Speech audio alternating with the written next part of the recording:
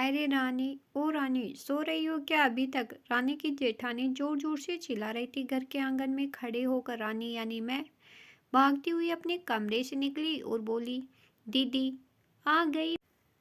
जेठानी बोली, रानी तुम्हारा नाम रानी है, तुम रानी नहीं हो। मैंने तुम्हें रात में ही समझाया था कि सुबह को जल्दी उठ जाना। तुम्हारी मुंह दिखाई की रस्म है। मैंने बोला कि दीदी रात को नींद ही नहीं आई, जगह नहीं है, और मन में थोड़ा डर था कि सुबह आंख नहीं खुली तो।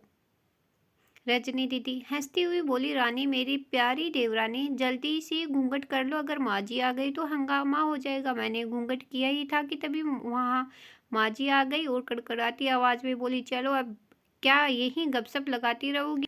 हमने चलना शुरू ही किया था, तभी माँ जी ने रजनी दीदी के कंधे पर हाथ रखा और बोली, पता है ना कहाँ से जाना और कैसे जाना? माँ जी ने बोला कि जब भी कोई बड़ा तुम्हारे सामने खड़ा हो तो हमेशा घूंघट में रहना, और कम से कम अपने बड़ों के सामने आना, और बिना घूंघट के तो कभी नहीं।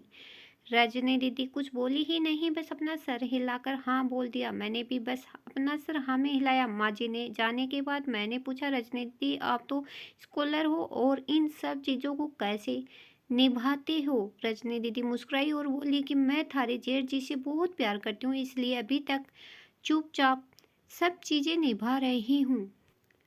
मैं कुछ नहीं बोली और चुपचाप रजनी दीदी के साथ घर के बाहर वाले कमरे में जाकर बैठ गई। वहां पर एक पड़ोस की आंटी जी बैठी थी। वो बोली कि यह कैसे बहू आई है? ससुर जी सामने खड़े हैं और ये यहाँ बैठी है।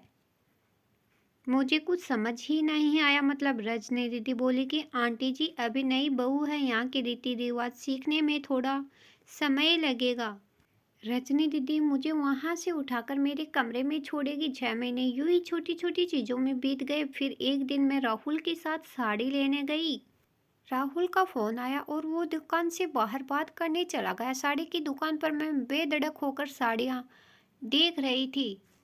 तभी साथ में बैठे हुए अंकल जी खांसे। एक बार, फिर 2 बार, फिर 3 बार। मैंने साड़ी वाले भैया से बोला कि भैया इन अंकल जी को पानी दे दो, बहुत खांसी हो रही है इन्हें। अंकल जी भड़क उठे और बोले, क्या बदतमीजी है लड़की, ये कुछ से शर्म लिहाज है या नहीं? दुकान पर हंगामा देकर राहुल बाहर से भागकर अंदर आया और अंदर आते ही अंकल जी के पैर छूकर बोले, मामा जी आप यहाँ? मैं घबरा के दुकान से बाहर निकल आई, एक लंबा घूंघट करके गाड़ी में बैठ गई। राहुल बाहर आए और गाड़ी में बैठकर गाड़ी बहुत तेज चलाने लगा। मैंने धीमी आवाज में बोला, गाड़ी बहुत तेज चला रहे हो, कहीं एक्सीडेंट ना हो जाए। हम घर पहुंचे थे तभी माँ जी जोर जोर से चिल्लाते हुए बाहर आई, देखो आ गई है रानी साहिबा, खानदान की इज्जत मिट्टी में मिलाकर। तभी रजनी दीदी आई और बोली, माँ जी मेरी शादी को 6 साल हो गए हैं, मैं अभी तक मामा जी को नहीं जानती, ये कैसे जानेगी? राहुल सबकी बात काटते हुए बोले कि माँ ये दोनों सही बोल रही है, अगर ये हमेशा घूंघट करके रहती है तो ये मामा जी को कैसे पहचानेगी? और माँ आज मामा जी के फोन पर तुमने पूरे घर की शांति को भंग कर दिया। ये वो ही समाज है जिसने सीता मैया पर भी उंगली उठाई थी। पिताजी और जेठ जी ने भी अपना पक्ष राहुल के साथ ही रखा।